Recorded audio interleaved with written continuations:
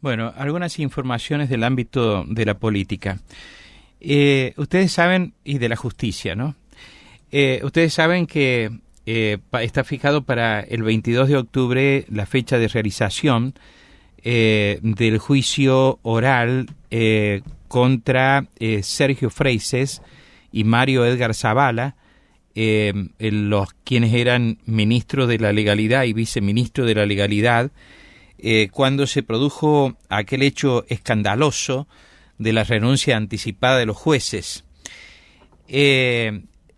Agotada absolutamente todas las instancias judiciales, ya no podían chicanear más de lo que lo han hecho a lo largo de 13 años, 14 años. Bueno, se fijó finalmente la fecha para el inicio del juicio, que fue postergada hasta el 22 de octubre en razón de nuevas presentaciones efectuadas por Freyses, que cambió de abogado, de manera tal que las expectativas se han centrado en el hecho de que se tiene prácticamente probado que efectivamente esos acontecimientos ocurrieron tal cual fueron definidos en la investigación que se inició por la denuncia de la entonces agente fiscal número 3 de la ciudad de Villa Mercedes, Gretel Diamante, actual camarista federal del Tribunal Oral de aquí de San Luis. La realización de este juicio, sin embargo, podría sufrir alteraciones en el transcurso de las próximas jornadas si efectivamente se llega a confirmar una especie que está circulando en ámbitos de la justicia federal y que no nos ha sido negado en otras consultas que hemos efectuado, acerca de que Freyses estaría evaluando seriamente la posibilidad de un juicio abreviado, de manera en el que él obtendría, tras el reconocimiento expreso de que efectivamente los hechos que son objeto de la investigación ocurrieron, a pesar de que la manera en que lo han venido negando él y Zavala, a cambio de una condena menor que en todo caso sería condicional. Freyses, que es actualmente ministro del Poder Ejecutivo provincial, tiene además una banca en el ámbito del Senado de la provincia por el departamento Dupuy, en la que está en uso de la licencia para desempeñarse como titular de la cartera de Medio Ambiente y Campo, y se daba por seguro días pasados que no bien se iniciara el juicio en octubre, Freyses iba a tener que resignar su posición en el Poder Ejecutivo. Sería realmente poco probable que Rodríguez Sá aceptara, más allá de que los hechos ocurrieron durante su gestión anterior,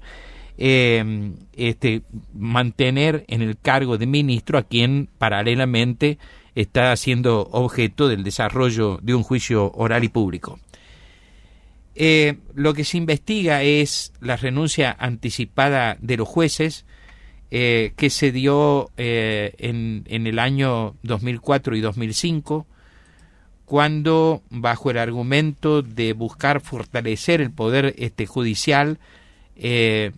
para evitar lo que parecía ser una inminente intervención federal dispuesta desde el ámbito del Congreso Nacional al Poder Judicial de la provincia, el Poder Ejecutivo produjo una serie de cambios en la integración del Poder Judicial, algunos de los cuales logró mediante la renuncia de jueces que fueron coaccionados, y esto es lo que es objeto de la investigación, pero se tiene prácticamente por probado, a los efectos de que presentaran sus renuncias.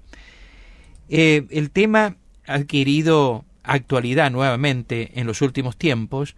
y la reciente publicación de un artículo en el diario La Nación de la ciudad de Buenos Aires, uno de los fines de semana pasado, obró como un otro hecho que tuvo una notable repercusión y repetición, no solamente en medios periodísticos de aquí de San Luis, sino de prácticamente toda la Argentina. Es notable, si uno hace el seguimiento de la información, la repercusión que tuvo ese último artículo en el que se hace referencia, además, con bastante ironía, a que Freyse era el ministro de la legalidad y coaccionaba a jueces para que presentaran la renuncia.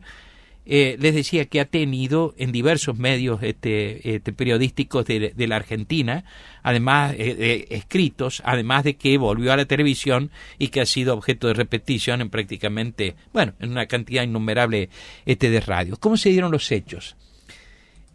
Nosotros lo seguimos atentamente a través de nuestro programa a aquellos acontecimientos que se dieron cuando, insisto, tras producirse el fallo de la Corte Suprema de Justicia de la Nación sobre el tema de la doble intendencia, se genera una crisis en el ámbito del Poder Judicial de San Luis,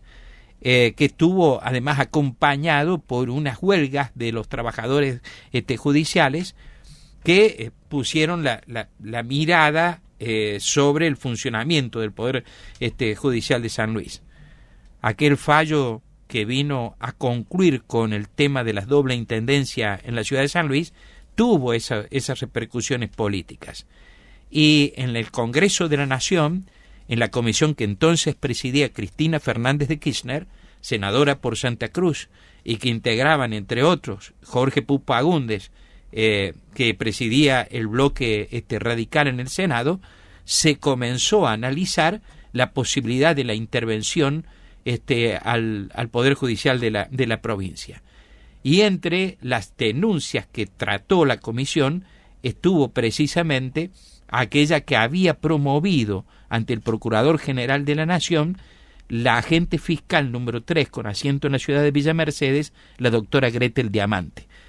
La doctora Gretel Diamante fue al Procurador General con un escrito que en realidad reverlo, lo hemos estado haciendo en estos días, reverlo implica, digamos, es un documento histórico, porque ella dice que le empieza a llamar la atención ciertos trascendidos que se daban en el ámbito del Poder Judicial, con la designación de nuevos jueces, que además, de repente, se sabía que habían renunciado y que habían firmado la renuncia a cambio del envío de sus pliegos al Senado de la provincia para su designación como jueces.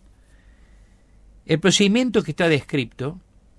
es que una vez que hacían la selección en base a concurso o no de quienes iban a venir a cubrir vacantes que existían en el Poder Judicial de la provincia porque habían renunciado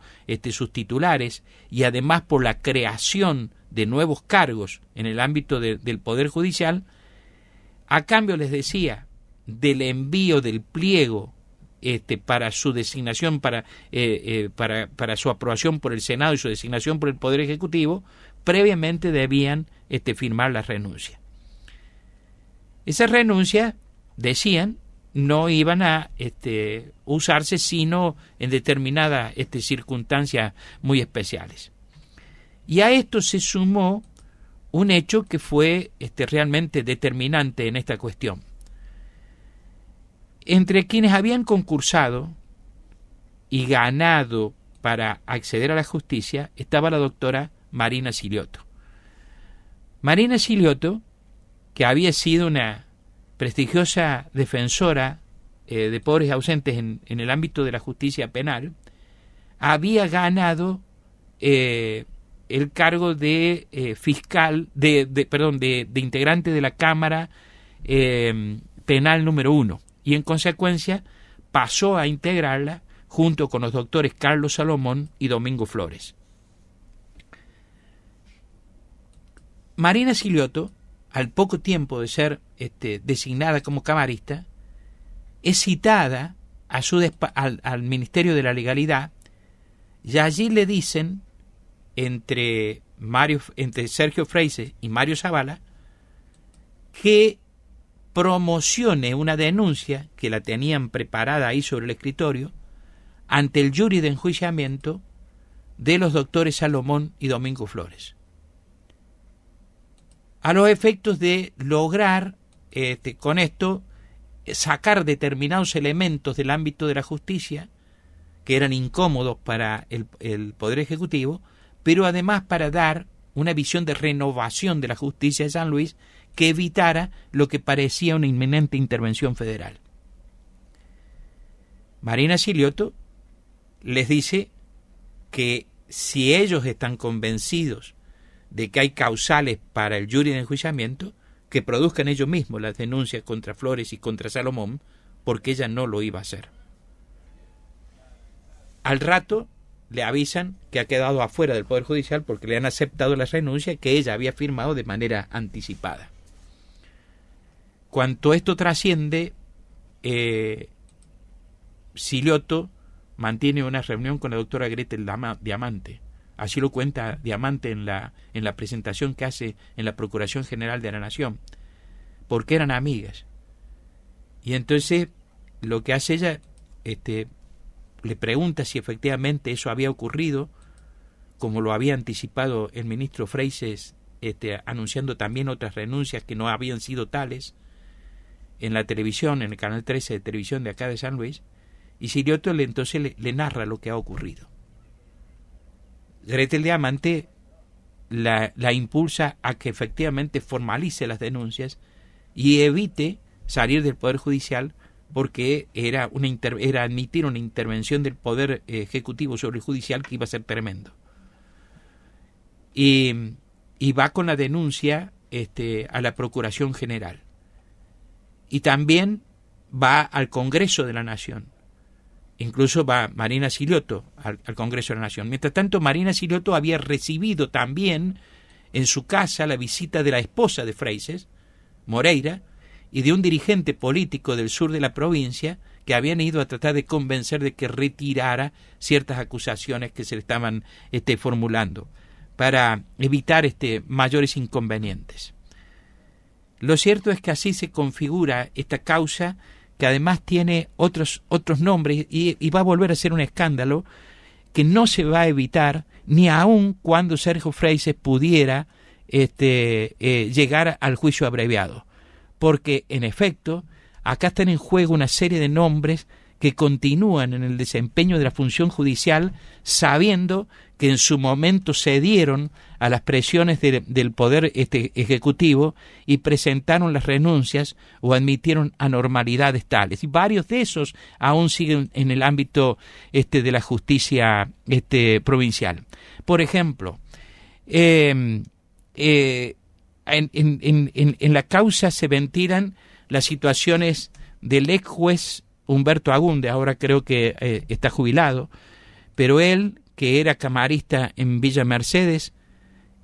había ganado el cargo de camarista aquí en San Luis y aceptó renunciar y se quedó en Villa Mercedes. Está el caso del procurador Julio César Agúndez, ex procurador Julio César Agúndez, que fue desplazado del cargo de procurador general por presión precisamente del Poder Ejecutivo, cuando además hizo renunciar a Guillermo Catalfamo al Superior Tribunal de Justicia, le hizo renunciar a Helvecia Gatica, por ejemplo, también al Superior Tribunal de Justicia, hubo también otras renuncias más que fueron presionadas del Poder Ejecutivo por esta situación. Estuvo, por ejemplo, Ernesto Lutens, que había sido designado camarista en San Luis tras la modificación de la Ley Orgánica de Justicia en el 2004, era agente fiscal y renunció al cargo de camarista para el cual había sido designado y se quedó como agente fiscal, ahora está en otras funciones en el ámbito de la justicia provincial. Involucra a Néstor Spagnolo, que es juez en la ciudad de Villa Mercedes. Involucró a Marta Vallica San Martín de Figari, obviamente a Mario Edgar Zavala. O sea que, digamos, el escándalo, sobre todo si viene la admisión de que efectivamente todas las denuncias que se le efectuaron a Freyses y a Zavala efectivamente ocurrieron, digamos, el escándalo no se va a superar con esto. va a ser un tremendo escándalo si se desarrollan las audiencias públicas. Va a ser un tremendo escándalo porque se van a reproducir todas las pruebas. Pero si hay admisión de la responsabilidad, quedan colgados todas estas personas que les estuve mencionando recién y varias más acerca de las responsabilidades que tuvieron de haber aceptado la presión del Poder Ejecutivo cuando estaban en funciones judiciales. El tema se torna apasionante y habrá que ver si efectivamente en el transcurso de las próximas jornadas se formaliza o no se formaliza esta versión que hay, no negada, donde nosotros la hemos consultado, de que efectivamente Sergio Freyses está analizando seriamente la posibilidad de pedir un juicio abreviado, admitiendo sus responsabilidades en los hechos, o al menos en parte de los hechos, a cambio de una condena menor.